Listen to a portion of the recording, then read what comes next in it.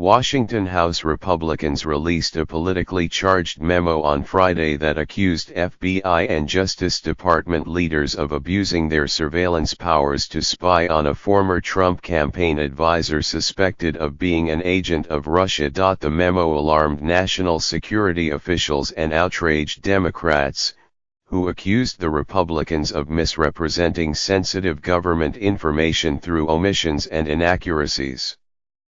President Trump declassified it over the objections of the FBI, which had expressed grave concerns over its accuracy in a rare public break from the White House. The 3.5-page memo, written by Republican congressional aides, criticized information used by law enforcement officials in their application for a warrant to wiretap the former campaign advisor, Carter Page, and named the senior FBI and Justice Department officials who approved the highly classified application. But it fell well short of making the case promised by some Republicans, that the evidence it contained would cast doubt on the origins of the Russia investigation and possibly undermine the inquiry, which has been taken over by a special counsel, Robert S. Mueller III. The Page warrant is just one aspect of the broader investigation. Instead, the document confirmed that contacts between a former Trump foreign policy advisor, George Papadopoulos, and Russian intermediaries were a primary factor in the opening of the investigation in July 2016. The memo was outlined in news reports in recent days as Republicans pushed for its release. Several details show that it reflects a line of attack circulating for weeks in conservative news media outlets, which have been amplifying a narrative that the Russia investigation is the illegitimate handiwork of a cabal of senior Justice Department and FBI officials who were biased against Mr. Trump and set out to sabotage him. Representative Devin Nunes of California, the Republican chairman of the House Intelligence Committee, portrayed the memo as recounting an alarming series of events in which intelligence and law enforcement agencies were exploited to target one group on behalf of another. One of its chief accusations centers on the inclusion in the warrant application of material from a former British spy, Christopher Steele. Mr. Steele was researching possible connections between Russia's election interference and Trump associates, but the application to a foreign intelligence surveillance court judge did not explain that he was partly financed by the Democratic National Committee and lawyers for Hillary Clinton's presidential campaign. The memo says neither the initial application in October 2016, nor any of the renewals, disclose or reference the role of the DNC, Clinton campaign, or any party/campaign in funding Steele's efforts, even though the political origins of the Steele dossier were then known to senior DOJ and FBI officials, said the memo, which was written by committee staff members. But a 10-page Democratic memo written to rebut the Republican document says that the FBI was more forthcoming with the surveillance court than the Republicans say. The FBI told the court that the information it received from Mr. Steele was politically motivated, though the agency did not say it was financed by Democrats, according to two people familiar with the Democratic memo. Notably, the Republican memo does not assert that Mr. Steele's information was the fountainhead of the broader Russia investigation as many Republicans and conservative media commentators have insinuated. By a party line vote, Republicans on the House Intelligence Committee voted to release their memo this week and rejected Democrats' appeal to make public their own still classified memo at the same time. Democrats have accused Republicans of suppressing evidence that would correct what they say are mischaracterizations. The sole purpose of the Republican document is to circle the wagons around the White House and insulate the president. Representative Adam B. Schiff of California, the top Democrat on the committee, said on Friday. The Republican memo does not provide the full scope of evidence the FBI and Justice Department used to obtain the warrant to surveil Mr. Page, and it is not clear to what extent the application hinges on the material provided by Mr. Steele. In December 2017, the Republican memo said, Andrew G. McCabe, then the Deputy Director of the FBI, told the House Intelligence Committee that no surveillance would have been sought without Mr. Steele's information. But the people familiar with the Democratic memo said that Republicans had distorted what Mr. McCabe told the Intelligence Committee about the importance of the information from Mr. Steele. Mr. McCabe presented the material as part of a constellation of compelling evidence that raised serious suspicions about Mr. Page, the two people said. The evidence included contacts Mr. Page had in 2013 with the Russian intelligence operative. Mr.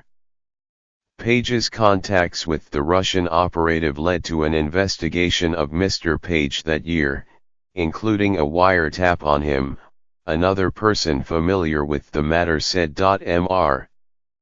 McCabe told the committee that the decision to seek a warrant under the Foreign Intelligence Surveillance Act, or FISA, was also prompted by Russia's attempts to target Mr. Papadopoulos, by a trip Mr. Page took to Moscow in July 2016 and by the Russian hacking of Democratic emails that appeared to be aimed at harming the Clinton campaign. The two people familiar with the Democratic memo said. Among the handful of other details in the memo was that the application also cited a September 2016 article published by Yahoo News.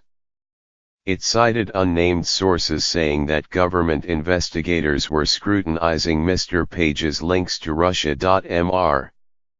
Steele was later revealed to be a source for the article, and the memo suggests that law enforcement officials' inclusion of it in their warrant application means they were using the same source twice but presenting him as separate sources. This article does not corroborate the Steele dossier because it is derived from information leaked by Steele himself to Yahoo News, the memo said, underlining the assertion. Mr. Schiff deemed this claim to be one of several serious mischaracterizations, saying the article was not used to corroborate Mr. Steele's material. It was more likely to have been included to show that the investigation had become public, and that the target therefore might take steps to destroy evidence or cover his tracks, said David Criss, a FISA expert and former head of the Justice Department's National Security Division in the first term of the Obama administration. The Republican memo said the initial FISA warrant for surveillance of Mr. Page was approved by James B. Comey, then the FBI director, and Sally Q. Yates, then the Deputy Attorney General, both of whom Mr. Trump later fired. The warrant was renewed 3 times, which was required every 90 days, meaning Mr. Page was under surveillance for about a year.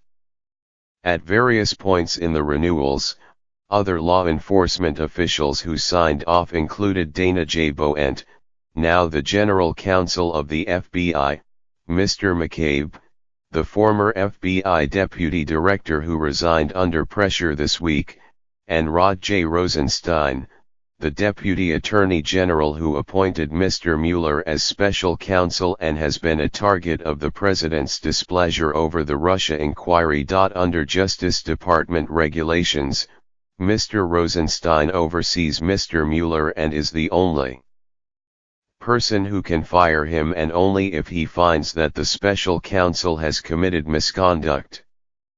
Mr. Rosenstein has repeatedly said he would refuse any order to fire the special counsel without such a finding, and that he has seen no sign of misconduct. Asked at the White House on Friday whether he would fire Mr. Rosenstein in light of the Republican memo, a move that would enable him to put someone else in charge of Mr. Mueller, Mr. Trump cocked his head suggestively and said, "You figure that one out." Pressed on whether he had confidence in Mr. Rosenstein, the president would not answer. The Republican memo also highlights Bruce Orr, then an associate deputy attorney general, who has been attacked in conservative news media outlets in recent weeks because his wife, Nellie Orr, worked as a contractor with Fusion GPS, the opposition research firm that hired Mr. Steele. Mr. Orr also met with Mr. Steele himself. The memo says the Orrs' relationship with them was inexplicably concealed from the intelligence court. The memo does not mention that Mr. Orr worked on counter-narcotics, not counterintelligence. It does not allege that he played any role in the Russia investigation or the wiretap application. The document also notes that the FISA application mentions Mr. Papadopoulos, who pleaded guilty last year to lying to the FBI about his contacts with people connected to the Russian government. The memo said there is no evidence that Mr. Papadopoulos conspired with Mr. Page. But Mr. Schiff said that the Justice Department was instead providing the court with a comprehensive explanation of Russia's election interference, including evidence that Russian agents courted another Trump campaign finance advisor as the context in which to evaluate Russian approaches to Page. Attorney General Jeff Sessions said in a statement on Friday that he would evaluate the Republicans' criticism of the Justice Department. "I am determined that we will fully and fairly ascertain the truth," he said. In a message to FBI employees on Friday, Christopher A. Wray, the Bureau's director, said he stood behind the agency's employees. "You've been through a lot in the past 9 months, and I know it's often been unsettling, to say the least," he said. "And the past few days haven't done much to calm those waters.